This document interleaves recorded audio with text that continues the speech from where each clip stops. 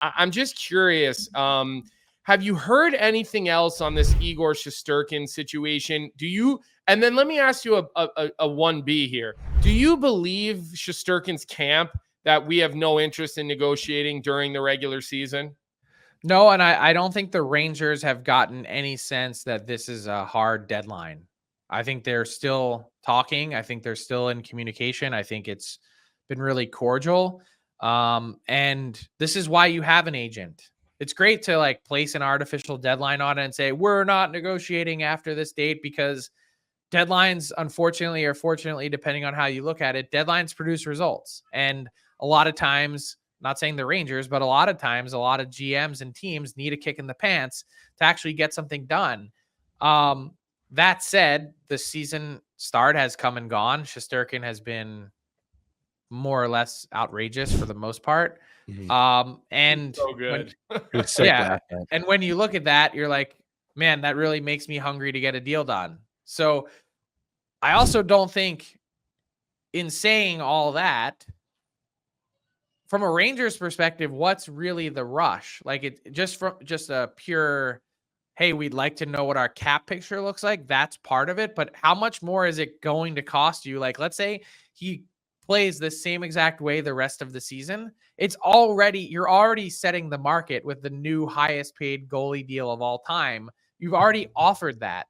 How much more is it possibly going to ratchet up? So in some ways, I feel like the pressure kind of shifts off here since the season started. And it's like, well, how comfortable is your client playing without his future financial security? At some point, the risk shifts from team to player. And I think that's actually the part we're getting to now.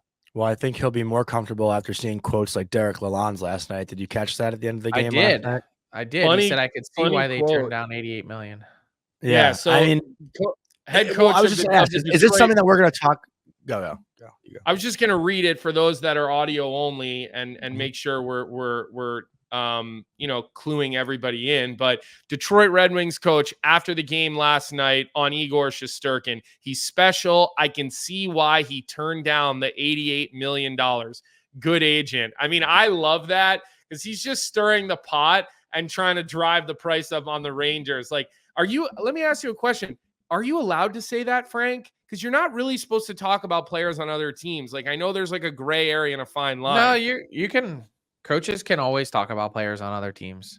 It's managers who can't talk about acquiring other players. You're not supposed to talk about another team's players. Appreciate the clarity there. Go ahead, Johnny. Sorry. No, I was just going to say if this is going to be a conversation after every single game that he plays now, because after the game against Utah, it's like, oh, is this guy really worth $12 million? Now after last night's game, it's like, oh, I understand why he turned down $88 million. Is that how it's going to work all year? Is it going to be a conversation? Probably. You think that's bad? Go live in Vic's world with Marner talk. With Marner.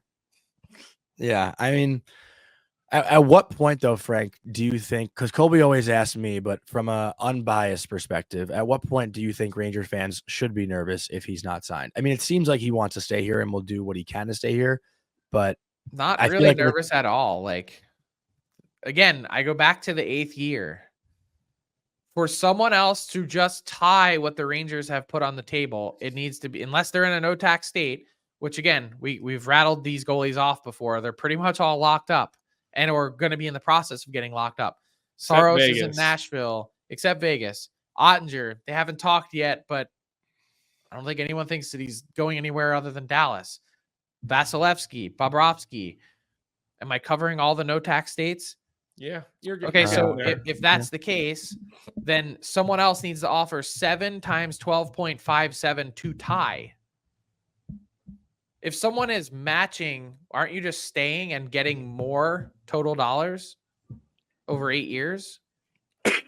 Or staying with the team you like and the city you like where the attention is and you have a chance to win? Like, I don't see any, like, and that's why I think if I were the Rangers, I'd sit back and just kind of slow play this now. Like, we've put a great offer on the table. Are the Rangers probably willing to move a little bit? Sure. But are they suddenly going to go to 12 million? I don't think so. I really don't. They're drawing a hard line and going, that's not happening. Under 12. All It right, has to be under 12. Ask him about your boy now, Johnny. I know you're dying to know. Well, just before we let you go, is there any movement on Lafreniere's contract and the number you might think that will be? Because Johnny needs to make sure that he's got an extension before he gets the tattoo. Well, I understand. I understand your sensitivity to this subject. Then Point per game player. Point per game player. More than this dude, year. it's so sick that's all every time he does something, I'm like, oh my God, Johnny thinks he's gonna score 100 points. I'm just in your head every time. Yes, every time. You're living rent free. That's awesome. Look, this is a work in progress. There's a ton of different options on the table. Here's where I keep coming back to that I don't think has really been talked about a lot. Let's say you made the joke about a point per game, but let's just say over. Okay. Let's park that. Let's say that at the end of this year, he finishes with the exact same that he had last year. 57 points. Yeah. He will be at that point. I just want to double check my math. He will be at that point nearly 400 games into his NHL career and arbitration eligible. And there's only 2 years left of RFA. By my calculation and by talking to people around the league, they view Alexis Lafreniere's arbitration case just duplicating, not taking a step forward, not progressing, at somewhere around 6.25 to 6.5 million a year.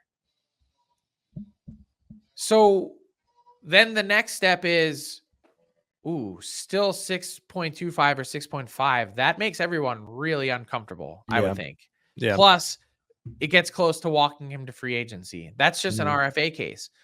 How can the Rangers, even though the first 2 years of that deal are going to be the most painful for them, because of all the other things they have going on, because of Shesterkin, because you're trying to keep this team as together as possible, the first 2 years of that deal are always going to be the most painful. The jump from 6.25 to, let's say, 8 is not really that big.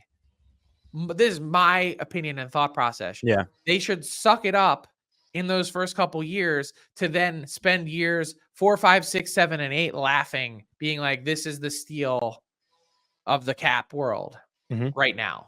I think I said in our show yesterday, I think 8.5 will be the number that he gets. If that were on the table, my guess is that he'd probably sign it. I don't think the Rangers I think the Rangers, as these two sides are going back and forth, it seems like they're having a difficult time wrapping themselves around 8 years. Well, I think they're also probably sitting here like, hey, you just had 1 year. Like, I think if he waits until the end of the season, he gives himself a much better case. If he puts up 75 points this year, then it's like, well, then the number is way higher than that, which is why the Rangers, I think, as much as they've focused on Shesterkin, the inaction on Lafreniere might be the most painful because it is for Johnny. We know that. Well, let's go back to what I was just saying. Shesterkin, how much more is it really going to climb? Lafreniere could climb significantly. Yeah. And we know that whole fallacy or that whole idea of looking at it and saying he had 1 good year, he did it without power play one time. Yeah, exactly. And they've given, and other deals have been handed out now for guys who have played 50, 60 games in the National Hockey League at the same position. So, Frank, I love the fact that you just made Johnny uncomfortable for the rest of the day and probably the next few weeks as this gets worked on. So I appreciate that. Catch Frank today at noon, Daily Faceoff Live with Tyler Yaremchuk. They're every day for the rest of the season. Frank, we appreciate your time today. I'll check in with you a little bit later this afternoon. As always, thank you for the information.